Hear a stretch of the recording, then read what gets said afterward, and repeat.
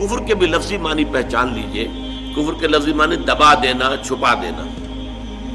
اسی سے کفارہ بنا ہے. کفارہ، آپ سے گناہ ہو گیا ہے تو گناہ کا کفارہ ہے تاکہ گناہ جو ہے دب جائے، چھپ جائے، ختم ہو جائے، محو ہو جائے، گناہ کا اثر آپ کے نامہ اعمال میں باقی نہ رہے. کفارہ.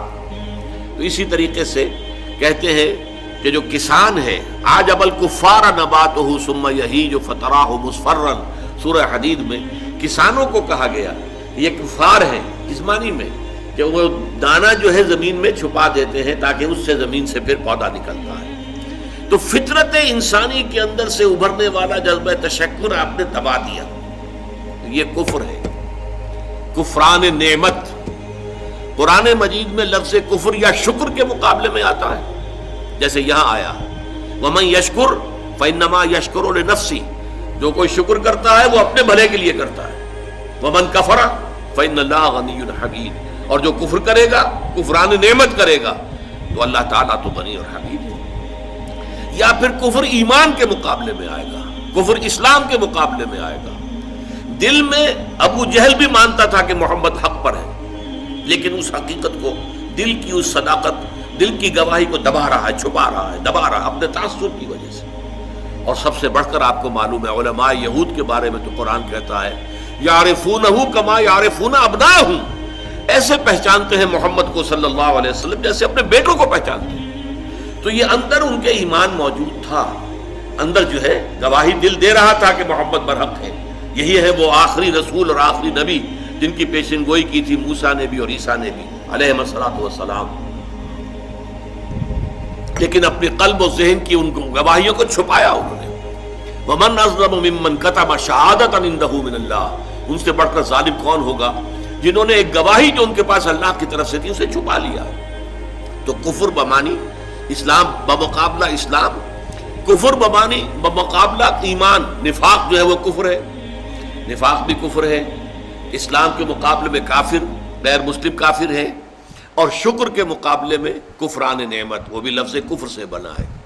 اسی میں آیا ہے لئن شکرتم لازیدنکم ولئن کفرتم ان عذابی لشدید، اگر تم شکر کرو گے تو ہم اور دیں گے، اور بڑھا کر دیں گے، لیکن اگر تم نے کفران نعمت کی روش اختیار کی تو پھر ہمارا عذاب بھی بہت سخت ہے. ومن کفر فإن اللہ غنی حمید، غنی جس کی کوئی احتیاج نہ ہو، بے نیاز، غنی عن العالمین، تمام جہانوں سے بے نیاز. حمید فعیل کے وزن پر، اور یہ حامد اور محمود دونوں سے ہو سکتا ہے. فعیل جو ہے صفت مشبہ، وہ اس میں فاعل اور اس میں مفعول دونوں سے ہو سکتی ہے. یہاں مفعول سے، محمود سے حمید بنا ہے. آپ اپنی ذات میں خود بخود ستودہ صفات. ایک خیر اور خوبی وہ ہوتی ہے جسے آپ ظاہر کریں، بیان کریں.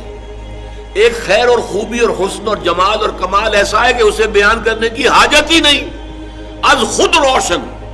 آفتاب آمد دلیل آفتاب، جب سورج طلوع ہو گیا تو وہ اپنے وجود پر خود دلیل ہے، اسے کسی دلیل سے ثابت کرنے کی ضرورت نہیں ہے. تو حاجت مشاطہ نیست صورت دل آرام را. بعض شکلیں اتنی خوبصورت ہوتی ہیں انہیں کسی میک اپ کی ضرورت ہی نہیں ہوتی. میک اپ سے ان کو آپ بگاڑ دیں گے. وہ جو فطری حسن ہوتا ہے وہ اتنا ہے کہ حاجت مشاطہ نیست، کسی بھی وہ میک اپ کرنے والی کی کوئی ضرورت ہی نہیں، اسے کسی بیوٹی پارلر میں جانے کی ضرورت ہی نہیں. صورت دل آرام را، جسے اللہ تعالیٰ نے صورت دل آرام دی ہوئی ہے، اسے کسی مشاطہ ان کو کہتے تھے ان عورتوں کو جو بال بناتی تھیں اور اس کو سنوارتی تھیں اور ان کے اندر کو موتی پروتی تھیں عورتوں کے بناؤ سنگھار کے لیے. تو اگر کوئی عورت خود حسین ہے تو اسے کسی مشاطہ کی ضرورت نہیں.